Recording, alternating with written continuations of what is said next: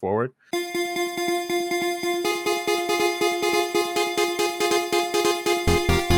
This is the Speedrun Insider.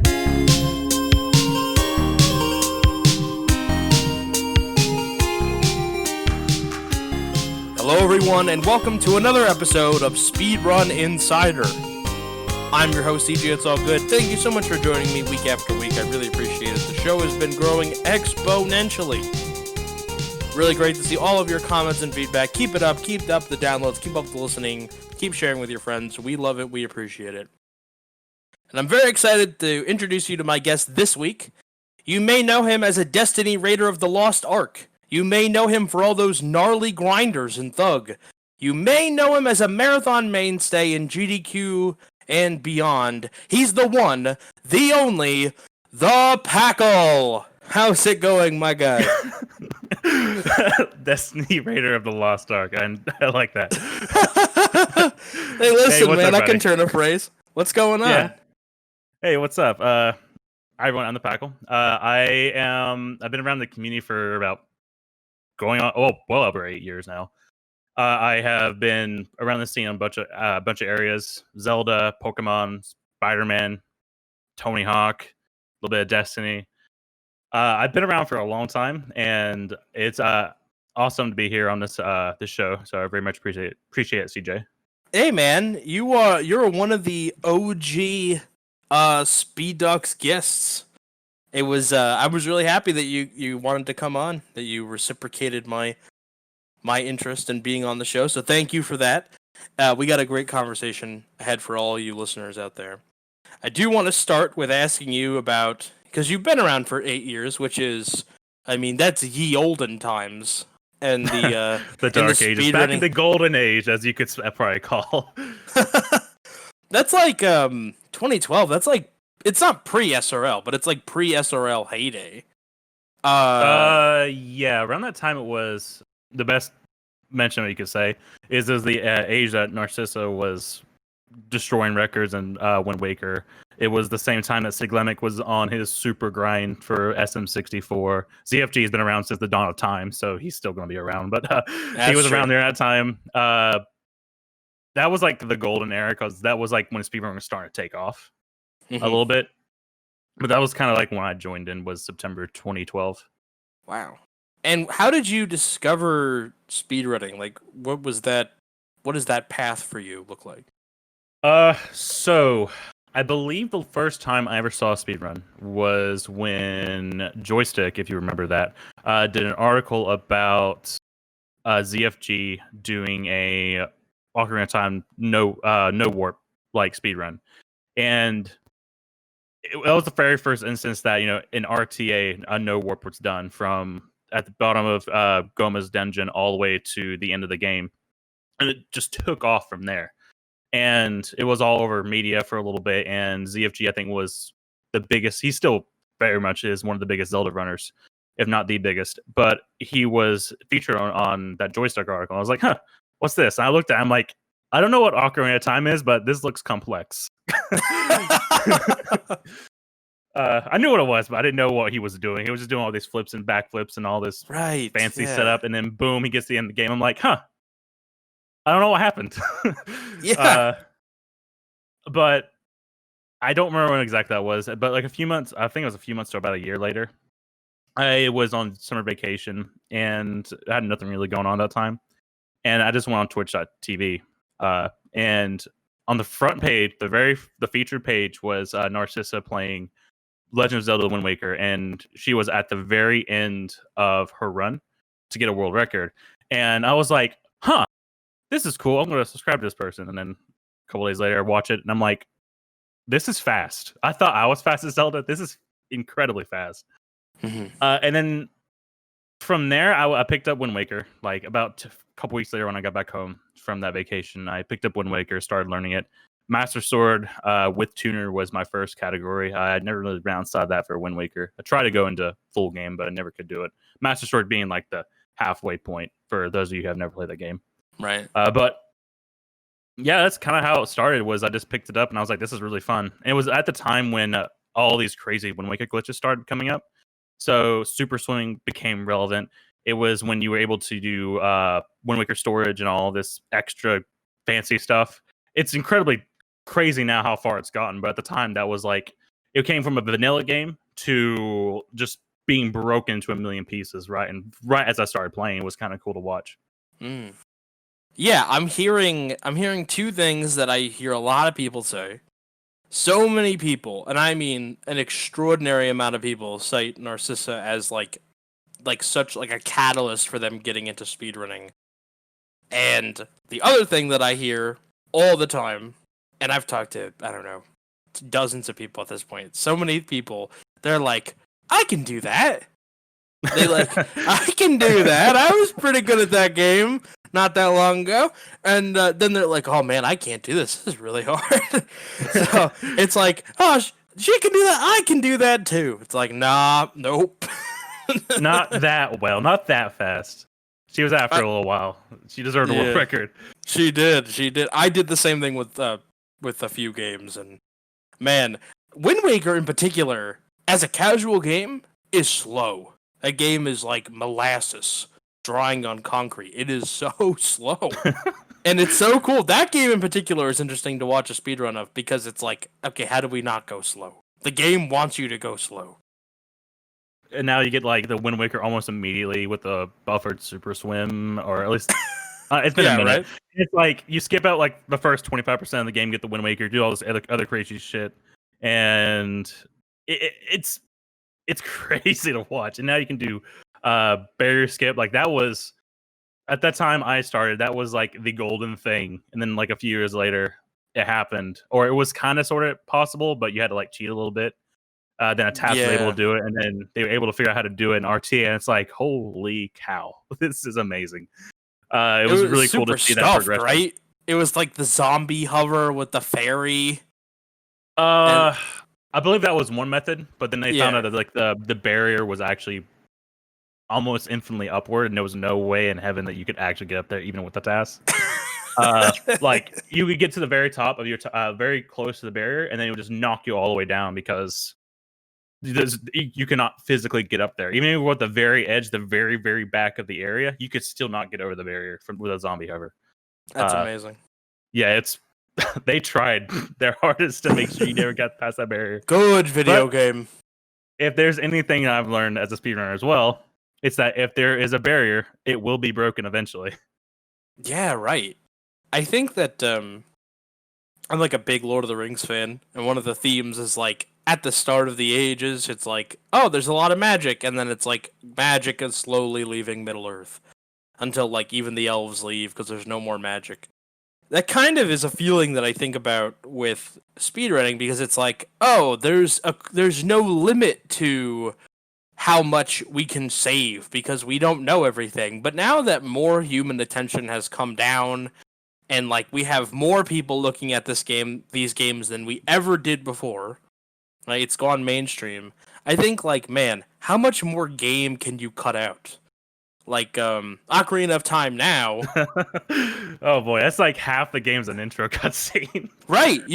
Can you get to the end of the game just in Link's house? I mean, I don't think so. Give it time. I don't. Yeah, give it time. You'll be doing inputs on the opening cutscene. You'll be writing data, and you'll just open instead of Navi flying into the house. You'll just go right to the credits. Give it time. It will happen. Guaranteed. Yeah. Every single time someone's like, man, this game cannot get any more broken, it somehow gets even more broken. I'm not sure how. I'm not sure how many small pieces you can still get out of that game, but you still, every single time something gets discovered, it somehow just breaks it even further. Like the recent thing with the grotto, wrong warps, and all the stuff, and then doing Ace in RTA time and all that. That game's just broken. Yeah. SRM, that's what it's called. That's what I was trying to think of. SRM just completely broke that game in all aspects, and it continues to break it because it's one of those things that you can continue to refine. It's just busted for sure. I wish I had that in some of my games, honestly. It'd be kind of cool to see, but that's just the era of N64 games anyways. Yeah. Well, it definitely gives people... I think it's interesting. It does keep the magic alive, you know? It does keep everything really interesting to know that there's still some places that you can go. There's still places, like, the game can get lower. Although I will say, be careful what you wish for, because the last thing that you want is Ace in Project 8. You don't want to be riding a payload on a skateboard. That sounds horrible. I don't even know how that would work with that game. I feel like it would crash. I'll be honest. Anything that if you do anything abnormal in that game, it's going to crash. Well, that game barely wants to play. I mean, Yes. I played that game for the 360. That game was buggy as all get out. Or That's one slaggy. way of putting it. That's one way of putting it. How would you put it? It needed more time in the oven for sure. A lot more time. That game, even with the patch, like the patch for that game there's one patch for it as far as I know, and it was supposed to take it from 60 FPS, 30 FPS to help with the performance. It actually doesn't do anything. It just makes the game slower. So, like, there was a time that I ran it with patch, and I didn't know the world record holder had it without patch, and I was like, I wonder what happens if I take off the patch, get world record first run. I'm like, huh. That's faster. Who would have thought? Wow, that's so dumb. Yeah, for like the longest time, I was trying to figure out, like, how am I losing 2.5 minutes to this guy? Like, it makes no sense. Now take off the patch and just get world record first try. I'm like, okay, that makes sense. You're just going down the street and it's like, you're blazing down the road on your skateboard. I don't know what it is. It's just, I guess I could take attempts at it. I'm not even sure what it would be. That game is just so wonky. As I said, it barely wants to function half the time. And as I said before, it crashes every so often, and it's kind of frustrating. There was a time I got to the end of the game and it just crashed randomly. I'm like, okay. Well, so we talk a little bit about the Wind Waker. We're talking about Tony Hawk. You do a lot of Tony Hawk stuff. What was your? Some would say. Well, no, not enough. Some other people would say. What was your first Tony Hawk speedrun that you did? So my first Tony Hawk speedrun was Underground 1. The story to that was I used to be more into Ocarina of Time back before all this crazy stuff happened in the game too. Fun fact, pretty much everything that's been broken about that game came in the last like 5 or 6 years. But I think at that point was the only thing there was like some wrong warping and reverse bottle adventure and stuff. But anyways, I digress. I started with Ocarina of Time, and I was starting to get a little bit of, I guess you could say, burnout from it. I wasn't really progressing. I hit my ceiling at that point. I really didn't know how to proceed forward. And I looked around and I looked at my shelf. I was like, which of these games would be fun to run? I'm like, I went through the list and I was like, Underground 1, Tony Hawk's Underground 1. This might be fun. So picked it up, put it in. I was like, I played it again. I'm like, all I could do at the point was doing like kick flips and 50-50 grinds. So I was trash at it. But then I saw on speedrun.com, because I think it was speedrun.com. I think it was around there at that time. But yeah, it was. I saw there were some speedruns for it. I'm like, okay, 40 minutes. How are you beating this game in 40 minutes? So I watched the speedrun. I'm like, okay, now it's making a little bit of sense. That for whatever reason, I decided instead of taking the world record route, I just routed it myself. I figured out all the timings for each of the goals as fast as possible, which inaccurate, by the way. I was really, really off about those times. But I pretty much might quote my own route, and it was literally just a replication of the same route they used. They figured out exactly what I figured out. And then I started running it.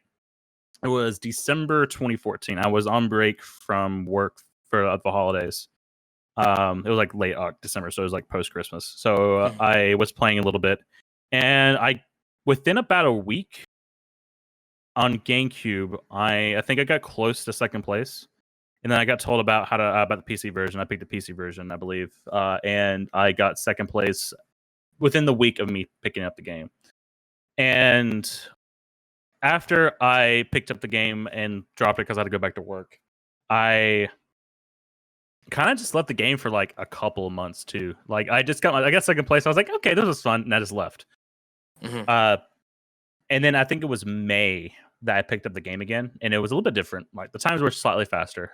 Silent Laws was still at the top of the leaderboard in pretty much every category. He was the king of the underground, as you could say.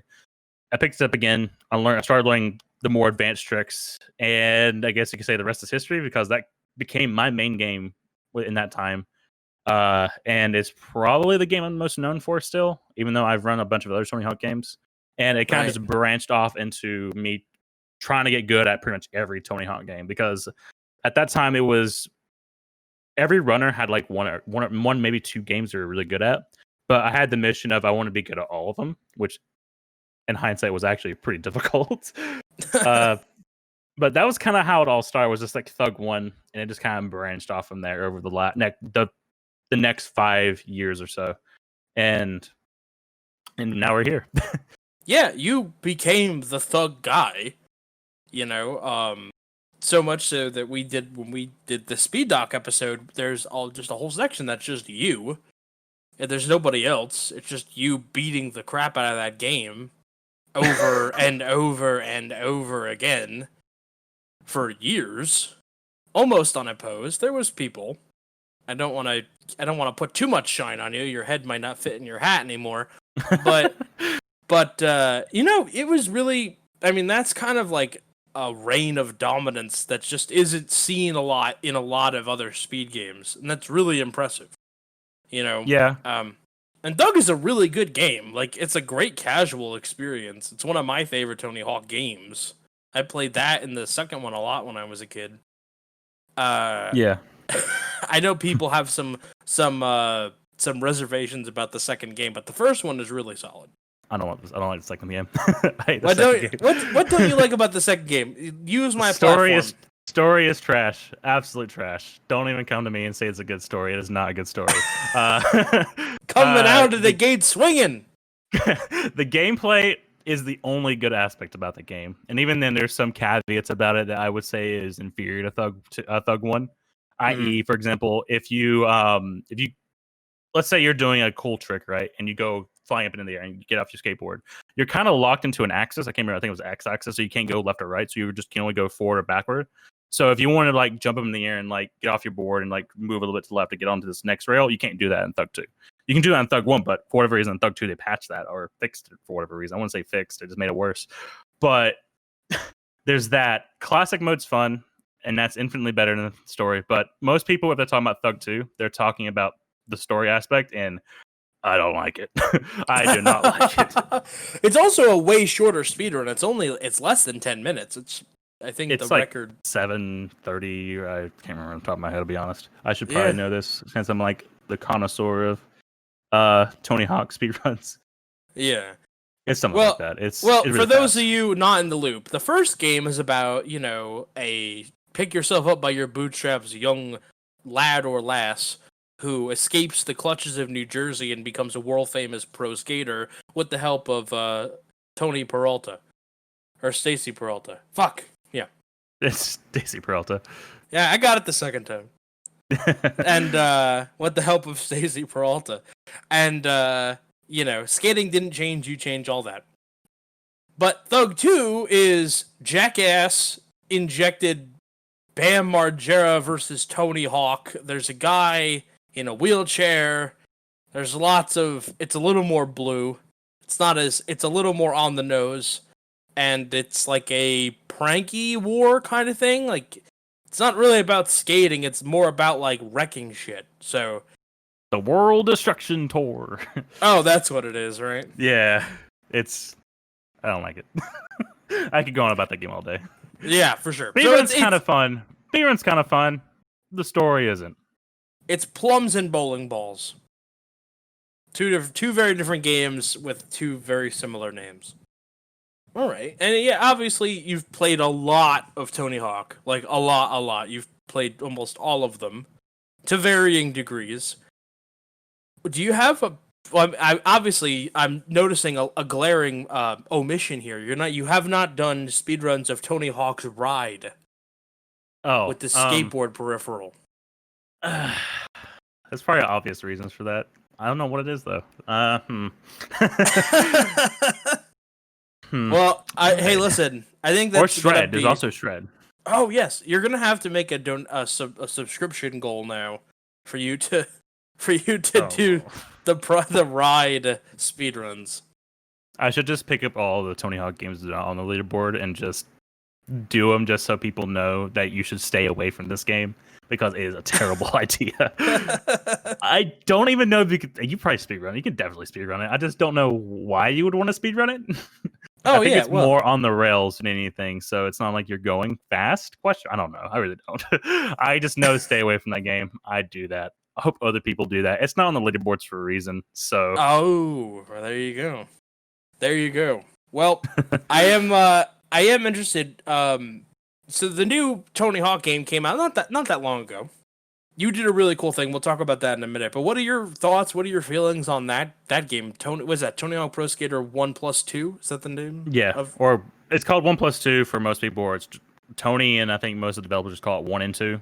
I'm not just putting an and symbol, but plus symbol. But either way, it is the best Tony Hawk game we have had in well over a decade, which the bar was already low enough with Rivermoto games, I'll be honest. Like, those games handled like crap, they played like crap, the levels looked like crap, and it was just not a fun game overall, unless you're Big Law and you speedrun them for some reason. But for HD's case,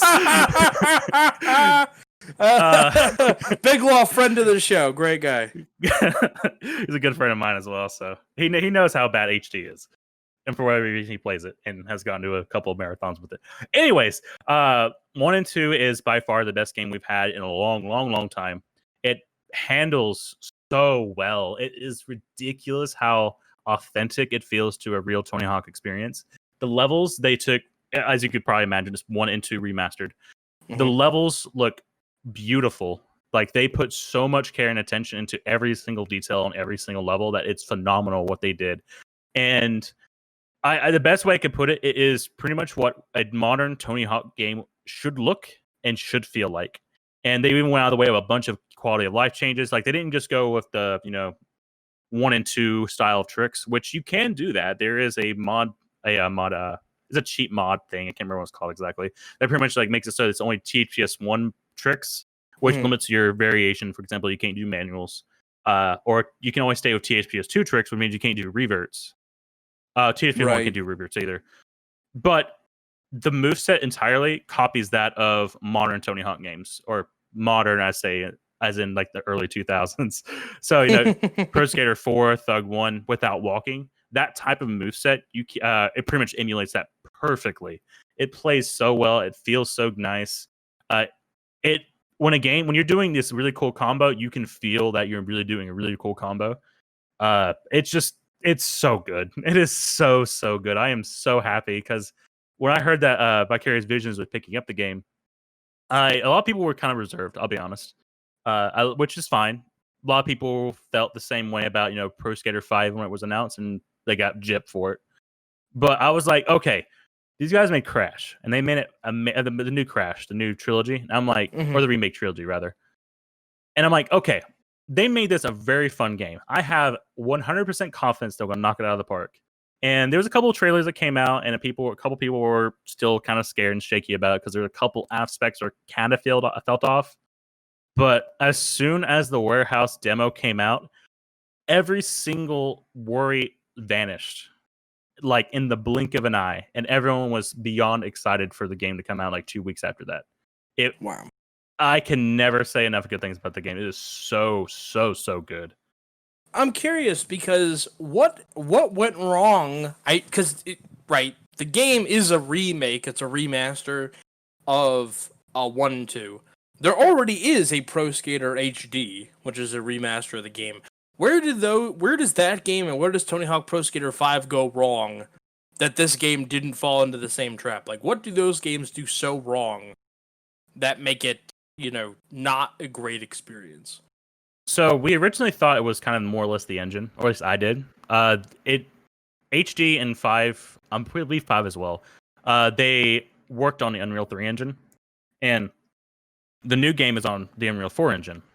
But the difference between the two is just how it handles and how the physics play into it. HD and 5 felt floaty. Like, you could do a trick and you'd be up there for at least 1,000 years. 5, for the new game 1 and 2, it feels there's a lot of weight to it. Like, it's still a very arcadey game. I'm not saying it's in the same vein in its way as, say, Skate.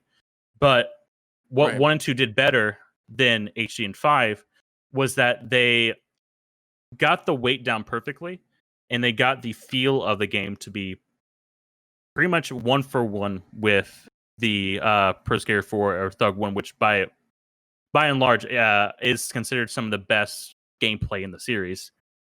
And they also threw in a couple things as well on top of it, and some little quality of life changes. And that was the vast difference. And I believe Robomoto, they never really went outside the bar to get the old devs. If they did, there wasn't many of them.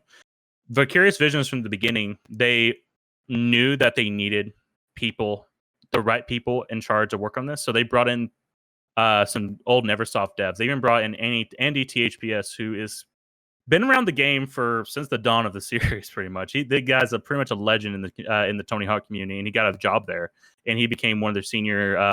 I can't remember his exact title, but he became one of their senior people in terms of getting this game right. Mm-hmm. So when I heard that, I'm like, okay, this is fine. There's gonna be no worries about this game whatsoever. They're gonna knock it out of the park. It's gonna feel perfect. Everyone's gonna be in love with the series again. And I was right. The game is amazing. Everyone's in love with the series again. But I bought it. It was great. It's so good. It's so good. I can never say enough good things about it. But back to the question. It's just Robomoto didn't, either because of time constraints or they didn't have the experience, because they were mostly a mobile game development company before they picked up Tony Hawk. And they did Ride and Shred, so they didn't really have the same type of experience in making a Tony Hawk game. They just made I made a Tony Hawk game with a little add-on that barely functions. But when it came to HD and then 5, HD is probably better, but that's only because the levels are literally from 1 and 2. I think a little bit of 3. And 5 is just trash altogether. But they're both not great because of just how Robomoto made the game. But Vicarious Visions went out of their way to make sure the game felt perfect. They put in so much time and it paid dividends. Yeah, absolutely. It's like I don't want to put you too up high on a pedestal, but there are very few people that are really have played every single game as much as you have. Or I guess the speedrunning community has. Not specifically you, but maybe you specifically. I can't think of another person who has played all the games. Because again, usually people stick around to like 1 or 2, maybe 3. Mm-hmm. But I started with Thug 1, and then I believe went to Thug 2, then Thaw, American Wasteland, by the way. Since I know everyone knows the acronyms.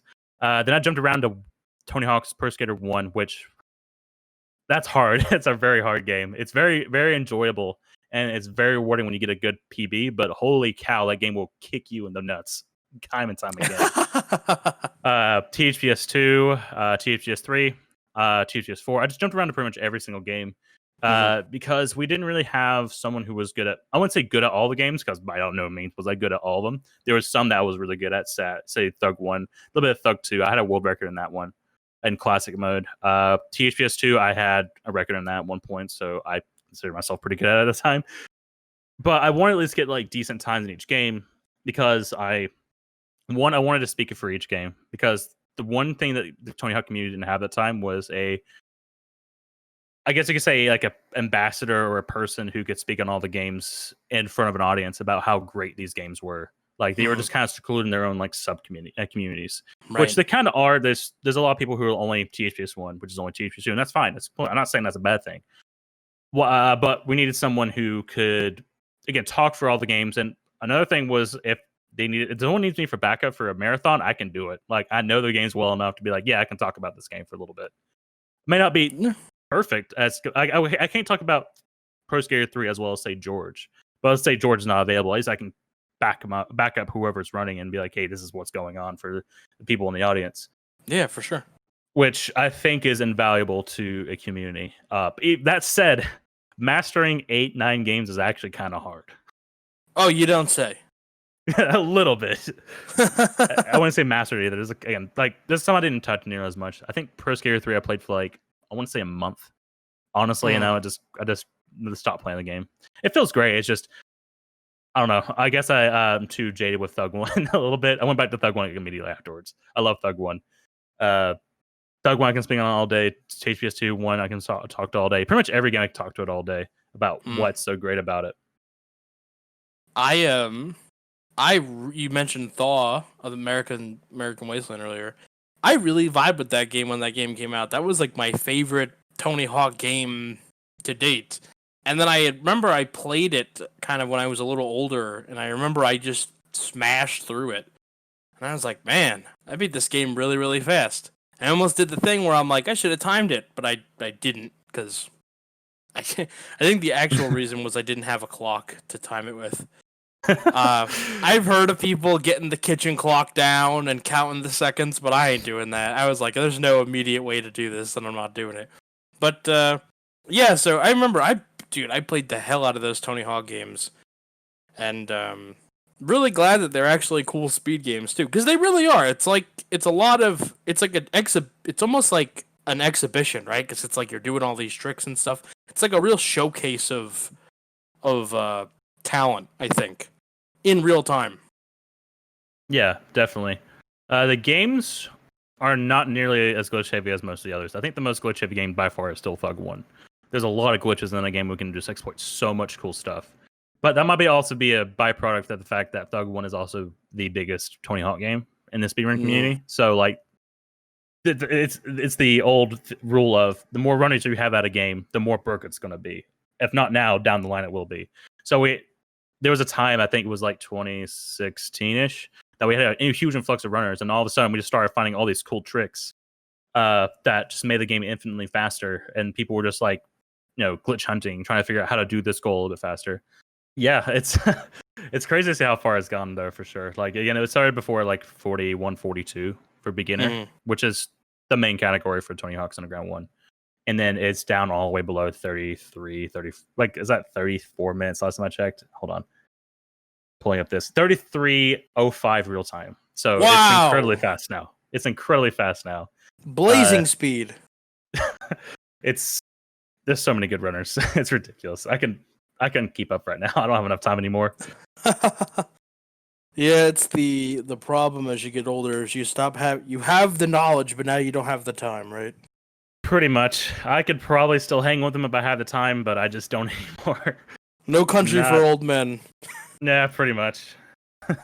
I envy all these kids. It's like these guys that like over a summer vacation, they go from being like never having played the game to like being top 10. I'm like, oh, youth is wasted on the young. I'm not even that old, but I'm like, oh, you don't know. You don't know. You don't know what time you have. It'll come for everybody. Eventually, you get to the point where you just can't do it anymore. And I would love to continue like pushing for records and everything, but I just can't. Yeah, I'm a husband. I'm a father. I have a full-time job. I have a bunch of other stuff I want to work on. I have a bunch of other hobbies, not just speedrunning. So it's kind of hard to balance everything. I hear you. Well, mazel tov on the wife and children. I appreciate. Didn't know that. Yeah, absolutely. Yeah. I do want to talk a little bit about GDQ because you've run at 5 of them. So 3 technically. I'm a 5-time runner, 3-time events. You've done 5 runs at 3 events. Yes, there we go. Listen, I'm trying to put shine at you. I'm putting some shine on you, every single GDQ, every single one. I've been in the background. He's been there from the beginning. I said as I slammed the desk. No, I think I've actually been to every GDQ that you've had a run in. I was there, except for the online one, which I was there in spirit. But so tell the people your resume, your 5x GDQ status. So my first, I used to have a time back in 2016 HDQ I was going to go, but I had some things come up and I really couldn't do it for that year. HDQ 2019 was my first appearance in a GDQ. I played Tony Hawk's Pro Skater 2X, which kind of went over a little bit. 2X was the OG remake of 1 and 2, as in they ported 1 and 2 to the Xbox with a couple extra levels made by Treyarch, and it's a pretty fun game. I have a decent time in that game. It's a really fun. It's not a big community, which you would. It's to be obvious. It's on an Xbox. Xbox games is kind of hard to get a community going as opposed to like say PC. Right. Anyways, I had 2X in there, and I also did Medal of Honor Airborne. And I played both of them. I had like a little Packle block. I think it was Medal of Honor Airborne, which was, I guess, officially my first ever GDQ run. And then after that was 2X. So that was HDQ 2019. Then I didn't get into SGDQ 2019. I got into HDQ 2020, and I played Destiny 2, with a bunch of other people, and I also played Project 8. I think of the name of it. Tony Hawk's Project 8. I also got into that as well, which was amazing considering the fact that years prior, Project 8 was at a point where we thought it was going to be a several hour long speed run, but now it's down to like 42 minutes, 37 seconds. Well, that's a great story. Yeah. So the second one was AGQ 2020. I ran Destiny 2 with a bunch of people: Tokigi, Alexis Sinclair, Shockwave, Milk, and Trader Kirk. Us 5 and me. We all played at Destiny 2, which was the first time that there was that many people playing at the exact same time. Usually you would have a lot of people, but they're like relay races. This was actually 6 players on, not really on screen, but 6 players in one event, which was the first time GDQ ever did that. And oh my God, it was a lot of preparation time for that. It's insane. We had so much to work out for that. And then I did a few days later after that at AGQ 2020 was Project 8. And Project 8, there was a time that we thought, myself and Papa Fog, the other person who helped route the game, we thought it was going to be like a several hour long speedrun. But we found some really cool glitches along the way that pretty much took the time from like several hours possibly to down to 42 minutes, 37 seconds ish. I don't know why I never remember my time specifically. I think that's the time I'm most proud of as a speedrunner. And then recently at SGDQ 2020 Online, I played once again 2X. And every single time I had a fun time. For most runners, especially at the beginning, it's kind of a goal to get to a GDQ, but I'm kind of lucky in the aspect of that I've been to 3, which is awesome. I want to go to more. I want to help as much as I can, do all this cool stuff, even help GDQ, be a volunteer on all this. Hopefully that's in the future, but again, we don't know. I don't have much time anymore for that. Right? Yeah, it's hard to keep up. I can only offer my game so many times and then be like, okay, you've ran this before. You can't do this again anytime soon. Like I want to do 1 and 2, but I don't have a whole lot of time to get ready for 1 and 2 and ready for submissions. That's true. Well, you did. Speaking of 1 and 2 in GDQ, you did a whole event right when the game came out. I think it was the Friday it came out. Yes. Talk a little bit about that. That was really, really interesting. It was at the time of Speed Docs-a-thon. So I had one eye on that, and I had one eye on my own event because on my B. I'm not gonna miss it. Not really my B. It wasn't me who decided the day, but just kidding. No, it's a damn you, Packle. What are you doing? So no, it was like right during the Zelda block on my thing. The Tony Hawk thing was going on. I really want to hear your perspective on how this came together because this is really interesting. So a few months ago, it was actually like a few days after it got announced. I was like, we should do something similar to the Spire community and the Crash community. I think the Crash community did it. Spire community especially, they had a time where they did like a relay race type of thing to unveil their new Reignited Trilogy game. And they did it on GDQ. They got a couple days early, and they were all to show off the game to pretty much everyone. I think they raised money, I believe, if I remember correctly. Again, it's been a minute. But they also want to show off the game in this new light because it was 20 years since the third game came out on the PS1. So they wanted to show off this amazing new game, and it went off really well. And I was like, I wonder if we could do something like this. So I tried reaching out to the Tony Hawk for 1 and 2 Twitter. Didn't go anywhere. They never responded to me. So that sucked.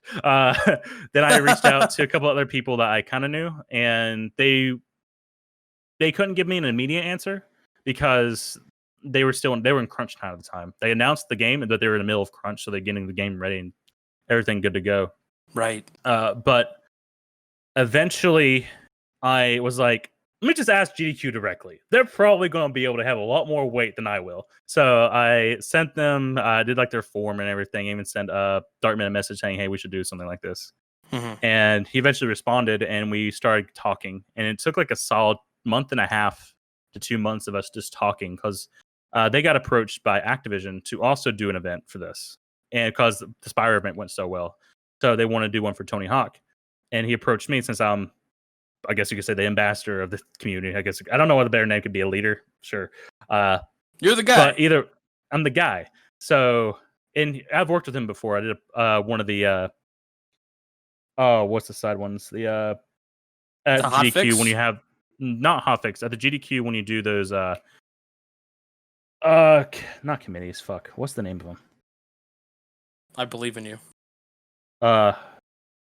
It's like those side talks you do in that auditorium. Oh, room. like the little, like the little interview thing.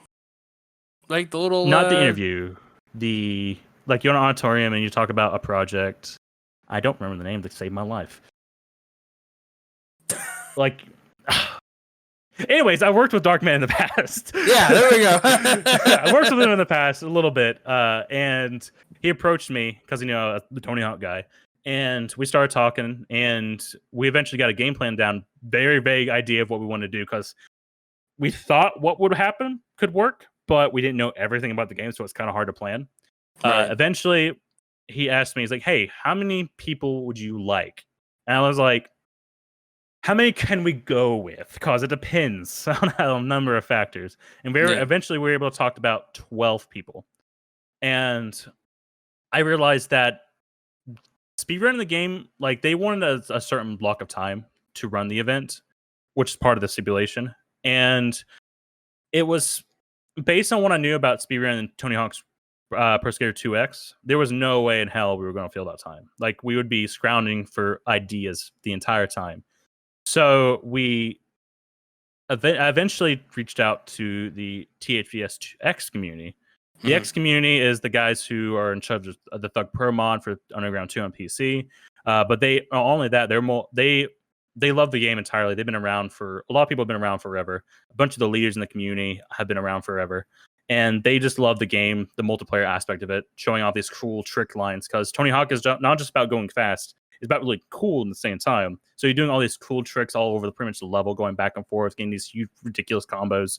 Sometimes even just showing off these really cool lines that really should not make sense, but they do. But I approached Crad, who was he's kind of like both. He's a speedrunner and he's one of the people in that community. And I was like, select some of your people to join us. I don't care who. I know who's probably going to pick. And he picked a couple people, and I was like, hey, let's get this together. Let's have some multiplayer guys on, speedrunner guys on, so we can show both aspects of the community, both going fast and looking cool at the same time. And after that, it was just a bunch of just small stuff, just trying to get everything together. And then we eventually decided on the Friday of the release. We got the games a couple days early, so we could figure out how the game works. So instead of just going in completely blind, which thank God, because the games are so much different than I thought in a good way. It gave us all these times to think of cool ideas. We were able to figure out how to do all tours runs, which is pretty much like all of THPS 1 level, all of THPS 2 levels. We also thought about doing the one stat challenges that Big Law and myself did. That was like honestly a joke at the time, but eventually I realized that was probably an amazing idea, was to do a one stat challenge. And it raised a good bit of money for the Trevor Project, which is awesome. Yeah, but it was hell for a little bit as well. Like it was rough. The games are not meant for one stats. I will put it that way. But yeah, that was pretty much all that happened, and it was fun to do. It took a lot of my energy because I was pretty much like the main commentator for most of it. I was one of the main organizers as well. So it was really cool to work with GDQ on something like that, and to be part of something as big as that. Like it's really cool to be the person in charge of all this, making sure this all happened, because I honestly I had a lot going on at the time, so I could have easily just said no. Like right. I really could have, but to be part of something that awesome is incredible. Yeah, it's something that it doesn't come around every day. I mean, that's you got to do for a game series that you love, that you have a lot of personal investment in. You got to include a whole bunch of people. You got to include both the speedrun community and the multiplayer community, which, you know, was really, really cool to see. You know, I don't think a lot of people, especially in maybe nobody really knows about the multiplayer community outside of Tony Hawk. But when we were doing research for Thug, that was really one of the coolest things. We wanted to talk to George and some of the other multiplayer people from back in the day for Thug. There was like a Thug Online thing, and they just had so much game knowledge. They had so much game knowledge. Everything I know, George knows, by the way. Like, he knows everything about the game. including the fact that he withheld information. Well, I'm just kidding. We have a joke. Back to Thug One for a moment. Sorry. We have a joke within the community where there's a trick called Create a Trick Broken Ass Game, which is essentially just taking creative tricks and then mapping it to every button on your controller, so you can just have reduced RNG entirely. Like a few months after we found that trick, someone found an old podcast where he was talking about it, and we're like, "What? We could have had this for years." Yeah, it was just one of those stupid things that Pokemon Ace 101 he found in Thug 2. He was trying to figure out how to like do a goal in Boston faster, one of the later levels. Not really faster, but he wanted to pretty much get rid of the wheelchair guy. He didn't want to use him anymore. So he's like, I wonder if I could just map a trick called this to this and it would work. It worked. And then Sub-Zero Reptile went to Thug 1 and it worked there. And we're like, holy cow. I don't remember who. Yeah, absolutely. I don't remember who coined Creative Trick Broken Ass Game. Because that was when Cat Bag was like one of the main emotes. I think it was probably me who coined the phrase. But yeah, a little bit of knowledge on that. But yeah, George knows everything that I do. So yeah, for the people at home, because I did a few attempts of Thug in my day. For those of you that don't understand, you name a trick McTwist, and the game thinks you're doing a McTwist, even though you're just doing like a simple trick. Like, you're basically just jumping. You're doing like a kickflip or whatever, but it's like, oh, this is your creative trick McTwist, and anything that has the goal, do a McTwist. It's like you do that trick. And it counts. So there's things like these like trick things where it's like, oh, do a tail, do a 50-50, or do a this kind of grind on the rail, and you can just do one thing and it works.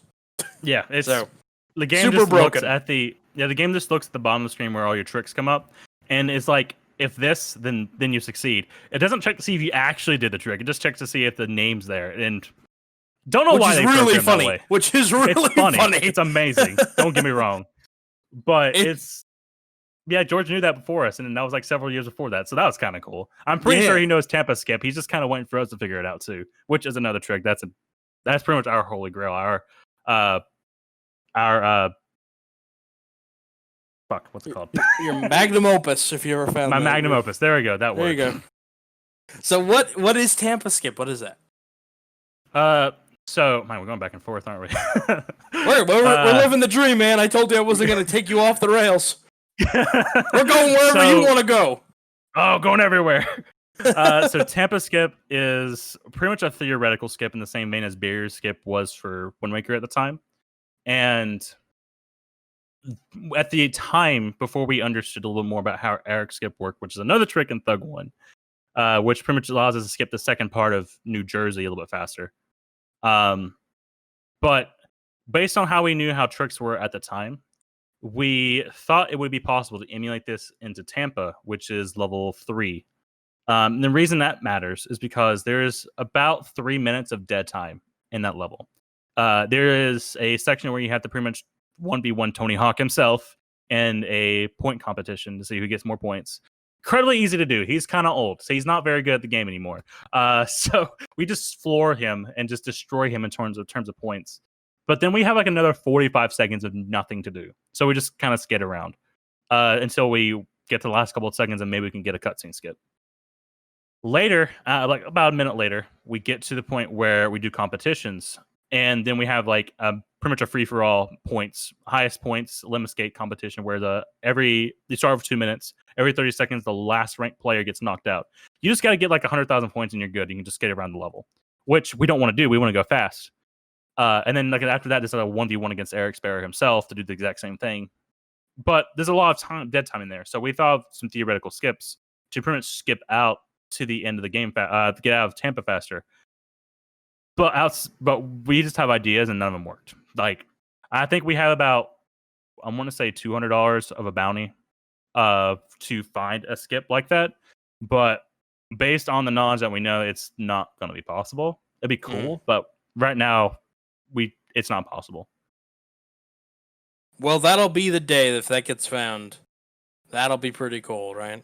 And it'll be like some stupid frame perfect trick, which, by the way, there's a bunch of frame perfect tricks between the beginning of the game and that point. So to have a frame perfect trick in your run would be horrible. And like it's like 10 minutes into the game, and you've already done a couple of frame perfect or near frame perfect tricks, and then you have to do another one at the 10-minute mark ish. That's why you got to be careful what you wish for. Because sometimes you get something where it's like, oh, hey, this is really cool. This is really cool. It saves a bunch of time and it's free. And then other times you become Donkey Kong Country where you have 8 frame perfect tricks that can all kill your run at any moment. You could do 7 out of 8 and get the 8th one messed up and you lose your run. So be careful what you wish for, people out there that want like some crazy trick to break your game, because the grass isn't always greener on the other side. I don't run the game anymore, so I just kind of want to see other people score him a little bit, to be honest. I just see like Perfect. Like Perfect is he's a relatively new runner. I think he came out about 2 years ago, and he's kind of taken over the scene a little bit for Thug 1, and he's the current world record holder for any % beginner. It'd be funny because he's probably the best overall player at that game in the entire history of the game. He's so good at the game. His movement is good. His execution is amazing. Like he is phenomenal at the game, but it'd be funny to watch him just like do all this really cool stuff easily and then get to that and just like it's like a triple frame perfect buffer trick that requires all this crazy ass shit. I wouldn't be surprised if that's the case. I would probably just never touch the game ever again. Well, that'd be really funny. All right, listen. So, we've been having a great conversation. I want to end this on a kerfuffle that happened not too long ago. It'll be a while from the time that the podcast comes out, but I think it's a really relevant topic, and I think it addresses a problem with speedrunning as a whole. We talked a little bit about the show, and you were getting fired up, so I want to let you talk about it. Fired up. You were talking with passion, I should say. You had the fire in your belly. One way of putting it. So there was a marathon. And I don't know, I think that there was a bit of language in there that got people set off, but trust me, like I've learned from experience, most of the time on Twitter, it's not the thing that pisses people off, it's the reaction to the thing. People were feeding off of everyone else's reaction to the point where you saw my tweet, I saw someone else's tweet, and when we were talking about it, we didn't actually know what the problem was. We were just pretty much. We didn't know. Mad about it. We were just mad about it. Right? We became keyboard warriors. I became a keyboard warrior, and I was like typing, like, this is dumb. I didn't even know what the problem was. So, I'll read my tweet just for context so that I don't totally shit on myself here. But essentially, there was a marathon, and I've looked it up now. It's the Best of NES Marathon.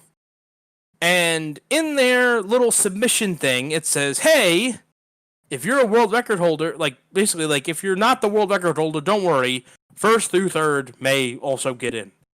And this kind of sparked some frustration from some bigger streamers and some bigger speedrunners who were like, what the hell? Right? Like, what do you mean that you can't apply if you're not the world record holder? The world record holder doesn't mean that you can't do a good commentary, that you can't do a good job, that you wouldn't be a good entertaining run. And I come to it from the perspective of someone who just did a marathon, right? So we just did Speed Doxathon in 2020. So this is kind of a fresh thing in my mind. And I'll be honest, I'll expose my biases. Going in, I was very much of the mindset that whoever had the best time, I wanted in the show. Now, I also had this thought, and it's a problem that didn't come up. I didn't get 5 submissions for Super Mario 64, and I didn't have to make any hard decisions. Likewise, you don't usually get a bunch of submissions at the same game. Now, in a more niche setting, like on the NES Marathon, that may be the case. But I wrote, having officially organized the marathon now, one of the things I've learned is that it doesn't matter what your time is on the leaderboard. One of the segments that raised the most money was a meme race that I was in, and I'm so slow they time me with a sundial, don't gatekeep. And that's true. It's a meme race for Pokemon Snap that I invented. It's a category I came up with, and it raised the most money. It was a $500 incentive just to have it in the event. And I set it as an amount that I didn't think people would donate to, and we hit it with time to spare. So I had to dig out my N64 and everything, and then people blew that goal out of the water. We hit $3,000 during that race. So I'm a little fired up about it. And I'm stealing the floor from my guest for a minute to kind of vent about it. Yeah, you're good. But I'm sitting here and I'm like, why are we doing this, man? Like, why are we actually doing this? We don't need to bring that into speedrunning. It's a human thing that I get that it's everywhere. It doesn't need to be here. Just because it's everywhere, it's the gatekeeping bullshit. You can't be in a marathon unless you have the number one time. It's get some people in there that are fun to watch, and people will watch. People don't watch GDQ because it's the world record holder. People that watch GDQ don't even give a damn. They don't even know. They don't even know. It's about, are you putting out a quality broadcast? Does it sound good? Does it look good? And is the person on screen making it enjoyable? Okay, I vented. Now you can talk. So, from my perspective, I have run and organized a number of different marathons, mostly Tony Hawk marathons. But recently, I kind of did a mostly successful one where a friend kind of needed some emergency funds, and I went through all the effort of getting all the runners together who could, doing all the scheduling, the Node CG stuff, and all this crazy stuff in a week. Like, I did all this stuff in a week just to help my friend out. And I've also done other marathons for like Tony Hawk, as I said, where we did like, relay races or just a general marathon, which for a marathon for Tony Hawk is literally like 8 hours. That's literally all we can get out of a marathon because the games go so fast. It's ridiculous. Anyways, what people need to learn, especially organizers, is that, yes, I understand that you want potentially the best runners on, but there is a couple of issues with that. One, all because you're good at the game does not mean that you are going to be an amazing commentator. Two, it also does not mean that that person speaks English. Like, most marathons are English. So what's to say about someone being Spanish, who speaks Spanish, someone who speaks Japanese or any of the other languages in the world? You can put them on, but no one's going to understand and be able to react and learn what's going on in the game. And as you said, putting on someone for a speed run is pretty much like an event. In a way, speedrunning is just entertainment. We are pretty much entertainers in our own right. So we show off the game, show off all these cool tricks, and it baffles me that people want to go out of their way to just make it world record only. And what's to say those runners aren't around anymore either? Like, you're just gonna make it so that the fourth place person who has put a lot of time in as well, you're gonna make it so that they can't play it either? Like, that's just kind of baffles me, because in my mind it should be one. I understand if you don't want to put, like, say, the 200th ranked Pokemon runner in the world playing the game. Like, you wouldn't see me at a GDQ showing off Pokemon Red and Blue. I'm like 300th in the world in that game. I'm not going to be at a GDQ with it. Trust me. But if I'm entertaining, like, if I bring something to the table, even my team isn't great, if I have a good personality, why not have that person on? Like, as much as it is to show off the best people at the best games, Right? You want to show off that an entertaining run altogether. For example, the marathon I did recently for my friend, the very speed run that got the most money was from a person who was like ranked 12th in Titanfall 2. And from just a little meme incentive, we raised like several $100s in that time span, like within minutes. It was ridiculous. So yeah, just because it was an entertaining run, it was a very entertaining incentive. People like incentives with killing or saving people, by the way. Don't know why. Oh, yeah, absolutely. You kill or save the animals, you kill or save a friend or a family member or anything. You keep someone alive, you hump them around, and you just like carry them with you to the end. People will donate money, dude. Yes. They get their pocketbook out. Even if it's frames, people will still donate infinite amount of money. Don't know why. I never got that. But I love it. Oh, yeah, it's amazing. Get your checkbook out. Yeah. That's why you always see like kill or save the animals at the end of a GDQ, because that's gonna be like gangbang. They're making money at that point. Like, they're getting all this donations in. But I digress. You should have the best runners who are the best entertainers as well. Like, if you get someone who is not the best entertainer, hopefully bring in some good commentators. Like, I'm not really the best when it comes to jokes, for example. I can talk about the game completely.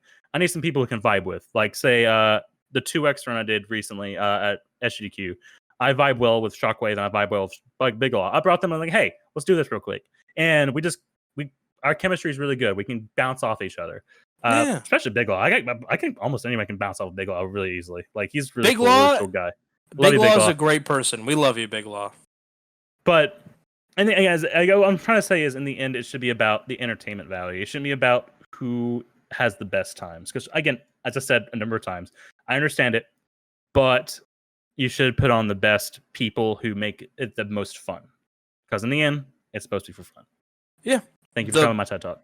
There you go. It's about, you got to remember, what are they here to do? If you're doing a charity event, it's to raise money. Right? Now, like I said, I'm really slow, but people think I'm funny for some reason. So I go up there and vamp for 10 minutes and, whatever. We got something going here. I'm slow as hell. They timed me with a calendar one time. By golly. There's a great line from The Simpsons. Is like, they do a fire drill and Mr. Burns and Mr. Smithers are outside. And he goes, is it supposed to take this long? And he's like, no. What's a good time for a plant-wide evacuation? 45 seconds? Uh-huh. And what are we up to now? I don't know, sir. This stopwatch only goes up to 15 minutes. Right? So, like, that's me. I'm the guy, like, jogging to the end, like, out of breath, can't go any further, right? That's me. I'm a horrible speedrunner, but I'm funny. People like me, I think. And that's what you're trying to do, is you're trying to raise money, or you're trying to put on a show. There are some marathons that don't raise money. NASA for a long time didn't have a charity component. It was just the show, the spectacle. And so, in that regard, that's what they did. They put on a good show. Who cares if they have the best times? I think that, and I don't know that I'm really mad at this one event. I'm mad at the idea that we're keeping people from speedrunning in general. That's what I'm frustrated with. Don't kick people out of the hobby. Just let them do it. There's so many people that get upset about, like frame fatals, and it's like, just let them do it, man. Just let them do it. Who cares? Let people have their fun. What is it? The fun police all of a sudden? I could go on about that all day. It's just the problem of it mainstream. Like, you get a lot more people in. Like, again, the speedrunning community has catapulted in the last 8 years. Like, it went from this very superly niche thing, which was even more niche back in the day. Like, I know from the years ago, much long ago, back in the SDA days, like, it was super, super, super niche, and now it's might as well be mainstream. We have two, pretty much you can say, Super Bowl-esque events every year where we get hundreds of thousands of people who never watch speedruns regardless, but just come together and just chill and watch some really fast people either be funny or watch a really, really fun game. Like, again, most GDQ runners are not speedrunners. Most GDQ runners are not world record holders. That's what I'm trying to say. Yeah. And, like, I'm not the world record holder for... Not anymore for Airborne. I think I was thinking third at the time, but I still put on a good show for everyone. I wasn't the fastest. That was by far one of my worst ones ever, but it was still a fun time. But it's just, gatekeeping is an issue. Like, it's a very inclusive hobby. This is a thing that anyone can just pick up anytime. Yeah. Like, it's really not hard. All you need is a game. You don't even need to stream it. You can just time yourself, really. You might not be able to put it on leaderboards, honestly, depending on where you go. But it's one of those things that anyone can pick up, anyone can do. Anyone can do it. And good. We don't, like most communities, we don't care about times. Like, the ones that really care about their times are probably some of the most self-centered people, honestly. Like, for me, I don't care that I have these times. I really don't. Like, I just want to get a good time, and that's it. I want to boast about it. But it's supposed to be this inclusive thing that anyone can pick up. Like, my community, like, there were times when we had some toxic people, not gonna lie, but we put in a lot of work to make sure it's a good thing where everyone can come in and play it for any amount of time. We don't care. Like, we just want you to come out and try the games out a little bit. Play Doug 1 or Tony Hawk's Pro Skater 2. If you stick around, cool. If not, well, I hope you had fun. And that's all it is in the end. Speedrunning is supposed to be fun for both you and any viewers that you get. But unfortunately, some people lose that aspect. Yeah, for sure. I'm going to tell on myself, too. I will say, it has to at least vaguely resemble a speedrun. Like, I did turn down a 4-hour 70-star run before. That's a let's play. Like, again, here's the thing. Now we're gatekeeping. It's like, okay, do your 4-hour attempt. Do it. Yes. That's great. But you're not marathon ready yet. Get me to an hour. Get me to an hour. It's part of the organizers to decide that stuff, but there are limits. Like, if it's 4 hours for a 70-star run, there's probably going to be other people who could probably put in for you. I'm sorry, just get better at the game and we can talk. Like, I don't want to sound like we're gatekeeping that. Runs in, right? I don't really care about time. I really don't. Like, you can be one of the worst runners in Tony Hawk, but as long as it's fun to watch and people are having a good time, I don't care. It's all worth it. But yeah, if it's a let's play, I don't know. I'm sorry. Yeah, I know. It's like, listen, guy. I appreciate what you're trying to do here, but I gotta turn down 5 runs to put you in. So show me something. You know, like 4 hours. How many times did you die? Let's get that down in half. Come back to me. You know, let's get closer to the mean here. You know. So there was a guy who submitted, and he had no times on the leaderboards yet, and he was like, I just put my submissions in. They're coming. You're gonna verify them. I said, okay.